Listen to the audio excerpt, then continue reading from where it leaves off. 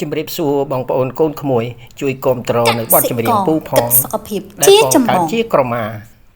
សម័យដើមចង់កើតជាទឹកចង់កើតជារុយចង់កើតជាចៃសម័យនេះ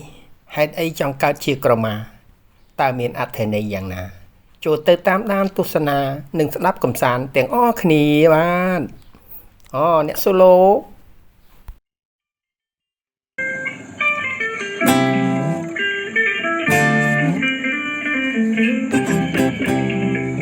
ទីងតាមសងបង្កើនក្រមាឲ្យស្រីប្រាកាតាប់ចិត្តណាកិនបងក៏ជូតប្រានុរៀមបានស្និន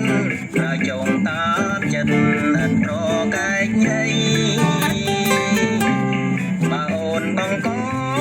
ក្រមាអូណាម្លេះវាបានប៉ាំងដល់ទ្រូងម្ចាំងស្រីអូនចាំជួតមុនទៅក្លន់ស្មារតីអង្អែលសំផ្ទៃវងខាំងដុំឡ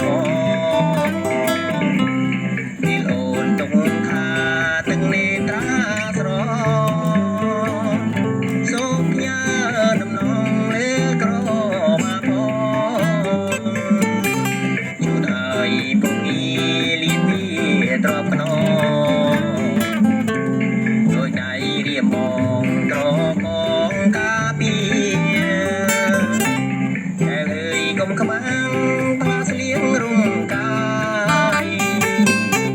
បើបានសាបាយងំណាយនឹងវាមកជូនរនាមឃើញភៀងចរិយាប្រមាលជាទុំវាក្លមអូ